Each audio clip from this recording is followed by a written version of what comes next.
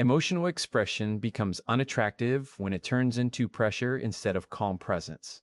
That sentence alone challenges a belief many people carry without realizing it. Most women are taught that expressing emotions clearly, frequently, and fully is the healthiest way to build intimacy. Speak up. Explain yourself. Share your feelings so you can be understood. On paper, that sounds mature. In reality, the way emotion is delivered matters far more than the fact that it exists. Emotion itself is not the problem. Feeling deeply is not a flaw. Caring is not weakness. What changes the dynamic is when emotion is used as a tool to secure reassurance, control outcomes, or manage anxiety. When emotions move from being an internal experience to an external demand, they stop feeling safe to the other person. They begin to feel heavy, not because the emotion is wrong, but because it carries an unspoken expectation. Pressure doesn't always look loud. Sometimes it's quiet. It shows up as constant check-ins, repeated conversations about the same issue, subtle disappointment when responses aren't immediate, or the need to clarify feelings again and again. The words may be soft, but the energy behind them is urgent. And urgency is felt even when it isn't named. Calm presence, on the other hand, doesn't require explanation. It doesn't chase understanding. It doesn't push for emotional resolution on a timeline. Calm presence says, I feel what I feel, and I can hold it without handing it to you. That kind of emotional self-containment feels grounding to others. It signals stability. It communicates trust without asking for proof. Many men are not taught how to process emotional intensity in real time. When they feel responsible for regulating someone else's emotional state, their nervous system responds by pulling back. Distance becomes a form of self-protection, not because they don't care, but because they don't know how to stay without being overwhelmed. Pressure often sounds like needing immediate clarity. Where do we stand? Why didn't you call? What changed? Do you still care? These questions may come from fear of loss, but they land as a test, and tests don't create closeness. They create performance. The other person feels evaluated rather than accepted. Calm presence allows space. Space is not absence. Space is trust. It allows attraction to breathe. It gives the other person room to step forward willingly rather than being pulled. People move toward what feels open, not what feels tight. Emotional pressure can also come from over-explaining, repeating feelings in different words, hoping something finally clicks. But understanding cannot be forced. When someone is ready to hear, they listen. When they are not, more words only increase resistance. Calm presence recognizes this and stops speaking before the message becomes noise. There is a quiet confidence in knowing you don't need to convince someone of your worth or your intentions. Emotional maturity shows up as restraint, not suppression. It's the ability to feel deeply without leaking anxiety into the relationship. That restraint is often mistaken for indifference, but it's actually self-respect. When emotion is shared from a grounded place, it invites connection. When it's shared from a fearful place, it asks for rescue. One creates attraction, the other creates obligation. Attraction grows where there is choice. Obligation grows where there is pressure. And people eventually pull away from what feels obligatory. Calm presence also means allowing silence. Silence after expressing yourself is not abandonment. It's confidence. It shows that you trust the other person to process without being managed. Silence gives dignity to both sides. Pressure fills silence because it's afraid of what might be revealed in the gap. A woman who can sit with her emotions without immediately acting on them communicates strength without saying a word. She doesn't need to withdraw love or threaten distance. Her steadiness speaks for her. That steadiness is memorable. It leaves room for curiosity instead of defensiveness. Pressure often tries to prevent loss. Calm presence accepts uncertainty. That acceptance is powerful because it removes desperation from the equation. Desperation repels not because it's shameful, but because it signals instability. Calm presence signals that connection is desired, not required for survival. This doesn't mean ignoring needs or staying silent forever. It means choosing timing, choosing tone, choosing tone, choosing tone, choosing whether the emotion is being shared to connect or to control. The same words spoken from calm land differently than when spoken from fear. When emotional expression becomes pressure, it shifts the relationship dynamic. One person becomes the emotional regulator. The other becomes the emotional reactor. Neither role is attractive long-term. Calm presence restores balance by keeping responsibility where it belongs. Attraction thrives on polarity, not tension. Pressure creates tension. Calm creates polarity. One pulls, the other pushes away. Calm presence doesn't push or pull. It stands still and allows movement to come toward it. Men often respond not to what is said, but to how it feels to be around someone. Calm presence feels like relief. Pressure feels like weight. Relief invites return. Weight invites escape. This is why less explaining often creates more understanding. This is why stepping back can bring someone closer.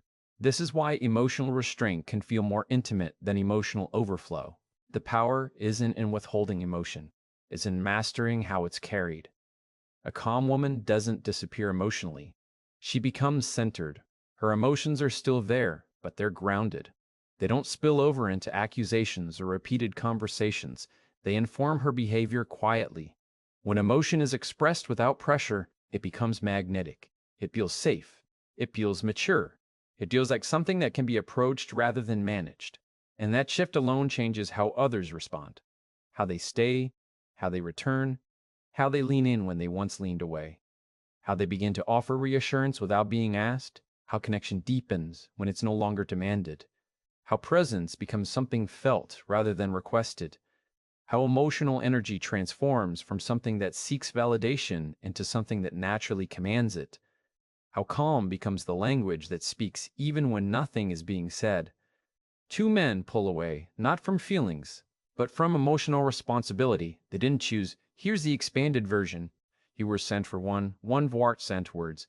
For keynote notice, men pull away not from feelings, but from emotional responsibility they didn't choose.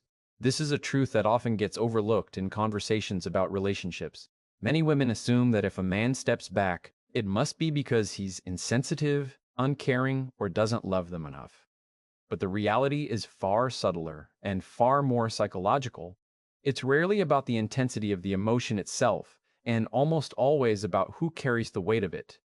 Feelings in their purest form are neutral. It is a responsibility for those feelings. The expectation that someone else will fix, manage, or soothe them that can feel suffocating.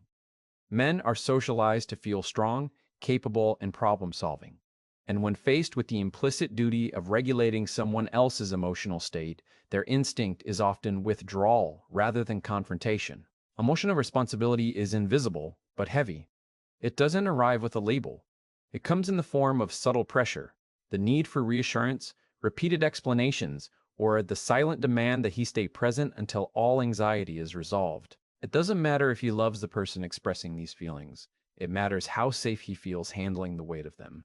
When the weight feels unchosen, unbalanced, or inescapable, withdrawal is a natural response. Men pull back because they sense that staying engaged fully would require them to take ownership of feelings that are not theirs to manage. Many women do not intend to place this kind of responsibility on their partners. They simply want to be understood, to feel heard, and to connect. But emotion expressed in real time can unintentionally shift the relational dynamic. A man doesn't experience feelings in isolation from context, he experiences them in the environment of the relationship. When a woman's emotional expression is intense, repeated, or urgent, he may interpret it as a problem he is expected to solve. That expectation, whether explicit or implied, triggers stress. The very thing intended to deepen intimacy can instead create distance. Emotional responsibility is often intertwined with subtle cues of expectation. Phrases like, "you should understand how I feel," or "why didn't you notice?" are rarely conscious attempts to control. They are markers of an emotional system seeking validation. Men, however, frequently perceive these markers as obligations. They feel responsible for how someone else experiences their own emotions. And when responsibility feels imposed rather than chosen, even the deepest affection can be overshadowed by the weight of duty. This dynamic is not a flaw in men. It is a reflection of human nature. People naturally resist responsibility that they feel is forced upon them. Just as no one likes to be cornered into solving another person's problems constantly, no one likes to be emotionally obligated in a relationship. Men pull away because they need space to preserve their own emotional balance. It is a protective mechanism, not a moral failure. Recognizing this distinction is crucial. When we misinterpret withdrawal as rejection, we miss the real cause, which is often the unintended assignment of emotional responsibility. Emotional responsibility also interacts with timing and intensity. A woman might feel something intensely in a moment, and she expects her partner to meet her there immediately. But emotional processing has different rhythms for different people.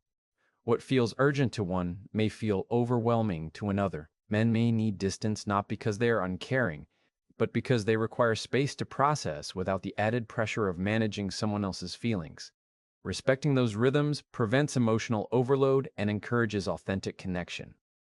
Patterns emerge when emotional responsibility is repeatedly imposed. A man may initially try to stay engaged, offer solutions, or provide reassurance, but over time, if the emotional load feels unrelenting or unchosen, his system begins to retreat. This retreat can manifest as silence, reduced availability, or emotional disengagement. Women observing this often feel abandoned or unloved, interpreting the pullback as a judgment of their feelings rather than a reflection of the relational pressure. Understanding the distinction between emotional intensity and emotional responsibility can prevent misreading these behaviors. The concept of choice is central here. Men are more likely to remain connected when they feel that engagement with someone else's feelings is voluntary rather than demanded. Emotional responsibility feels different when it is chosen. A man may respond deeply and attentively when he is invited into understanding rather than when he is made to feel accountable for resolving. This distinction creates a profound difference in relationship dynamics. Pressure and obligation create withdrawal. Invitation and choice create closeness. Another key aspect is self-regulation. When a woman can manage her own emotional state without demanding resolution from someone else, she removes the unchosen responsibility from the relationship. This doesn't mean suppressing feelings or denying them. It means feeling deeply while holding the energy internally until it can be expressed in a way that invites connection rather than imposes obligation. Men respond to this kind of emotional maturity not because it eliminates emotion, but because it respects their autonomy while preserving intimacy. Communication plays a vital role in managing emotional responsibility. Expressing needs without demanding immediate resolution, sharing vulnerability without creating obligation, and offering space for the other person's processing are all strategies that reduce unchosen emotional weight. A man feels safe, capable, and willing to engage when he perceives that the emotional terrain is navigable, not inescapable. Safety is built not through control, but through measured expression and calm presence. Men pulling away is often misinterpreted as rejection, but when seen through the lens of emotional responsibility, it becomes a signal, not a verdict. It signals that the relational load may be unbalanced, that the intensity of emotion is perceived as requiring management, and that recalibration is necessary. When a woman recognizes this pattern, she can adjust how she expresses emotion, prioritizing clarity, timing, and self-contained presence to foster closeness without imposing pressure. Finally, understanding this dynamic transforms how relationships function. When emotional responsibility is chosen, mutual respect deepens. When it is unchosen, distance grows. Awareness allows women to navigate relationships without overcompensating, without feeling that emotion is a flaw, and without blaming themselves for natural human responses. Emotional expression becomes a bridge rather than a wall when responsibility is shared consciously, voluntarily, and respectfully. The pullback stops being a mystery and becomes a guide, showing where balance is needed, where calm presence matters, and where the energy of emotion can flow freely without burdening the other person, where connection is strengthened by choice rather than weakened by obligation, where attraction is preserved through thoughtful management of emotional weight, where intimacy grows because both parties feel safe to engage, not coerced to react, where vulnerability becomes magnetic because it is grounded, where emotional responsibility is a gift accepted willingly rather than a demand forced unwillingly, where presence becomes a shared experience rather than a required task, where understanding is mutual rather than unilateral, where love is expressed without creating unseen chains, where patience replaces urgency, where empathy replaces anxiety, where depth is valued without pressure,